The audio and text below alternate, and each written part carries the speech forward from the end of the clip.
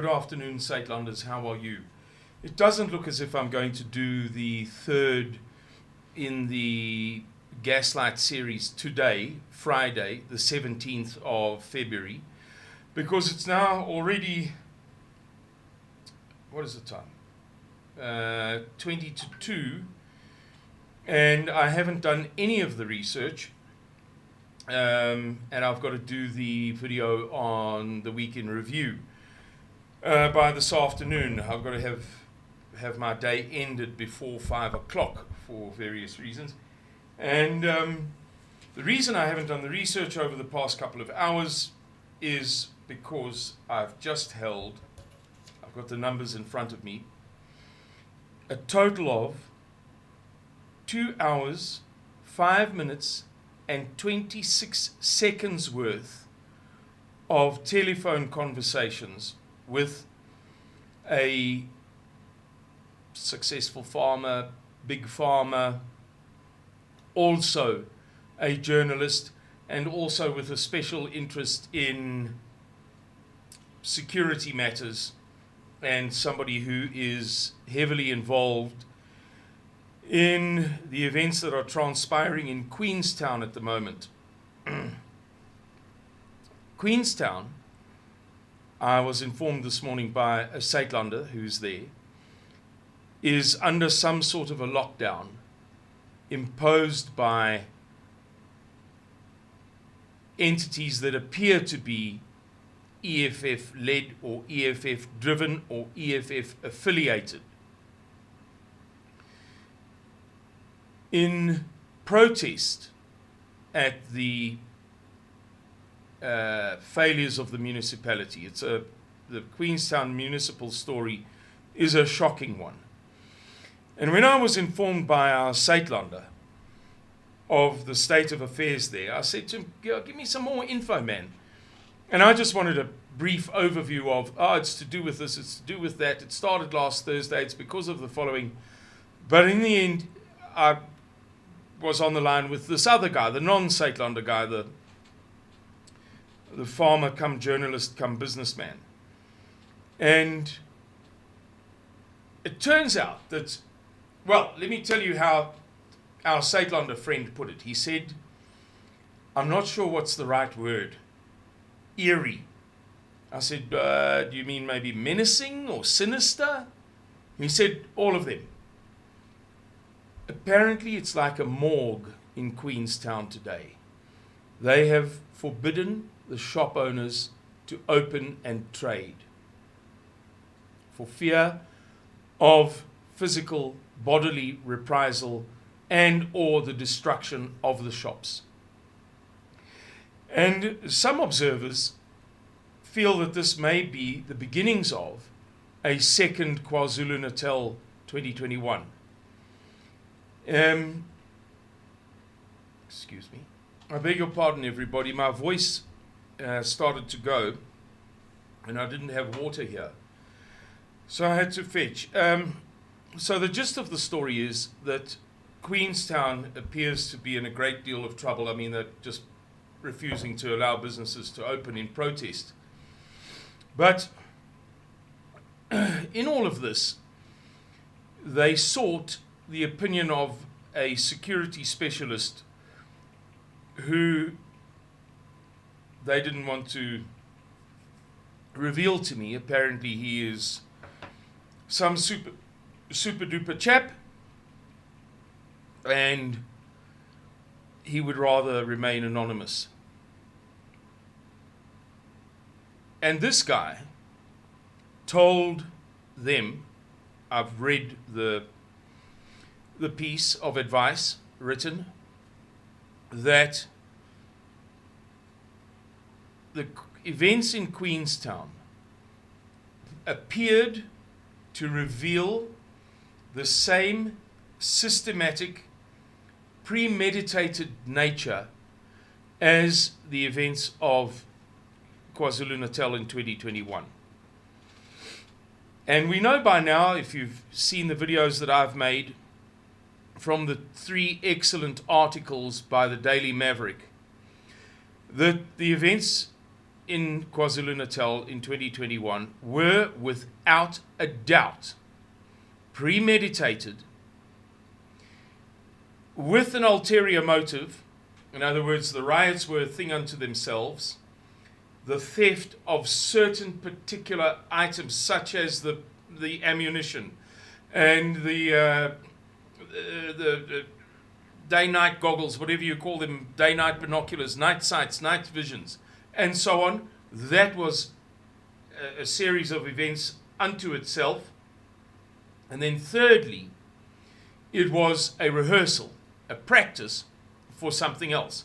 And in those articles, they give very scholarly argument for why they make that extraordinary claim that the African National Congress or forces within it were rehearsing for a much larger a civil war, a nationwide anarchy, whatever term you prefer to use. And this security boffin explained in writing why it is that he believes, because of the common denominators, that the events in Queenstown now could again be a rehearsal in miniature for something bigger and better. And that was an absolutely astonishing revelation to me. Just to get this further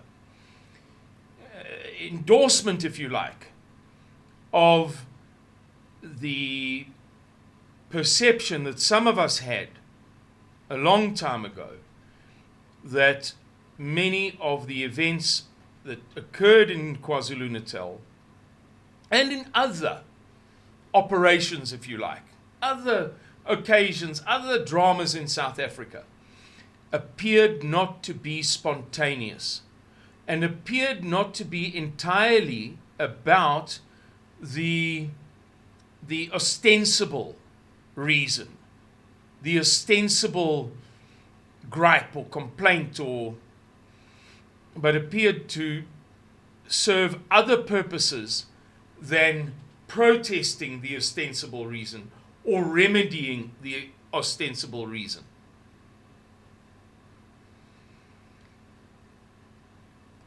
We spoke at great length, as I've already told you, 2 hours, 5 minutes and 26 seconds. Then about a number of other things, events and developments in South Africa. He's a very learned man, the man that I spoke to, not the security expert, although no doubt he is a learned man too.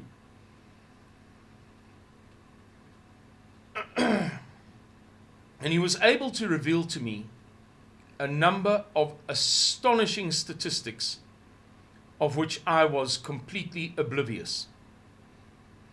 And I'd like to believe, perhaps I'm kidding myself, but I'd like to believe that I am fairly well aware of the facts, figures, data, and statistics of the events in South Africa.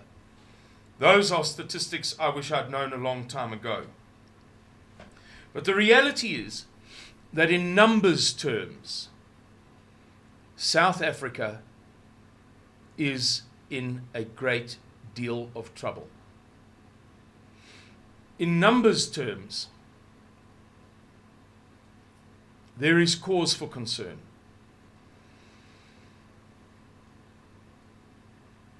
I have spoken to you previously about conversations that I've held with people in certain industries in South Africa who, by virtue of the industry, know precisely who is moving, who is selling, who is buying. I'm not talking about your local estate agent. I'm talking about the owners of the businesses that dominate, completely dominate, industries that are connected to the buying and selling of houses. And it's not property, it's not estate agencies, it's not the rental association, it's not that at all. And that goes to show you that people at some level are apprehending, are grasping that something is very, very, very wrong, as they are seeing in Queenstown, where today the town is like a morgue. And there is an aura or an atmosphere of sinister, of eeriness, of menace that prevails. An almost tangible apprehension by somebody who's there. This Satelander person had to go and do business in town, and he was able to sneak down the back road, around the back, gates closed behind him, and he just managed to get away with doing his business.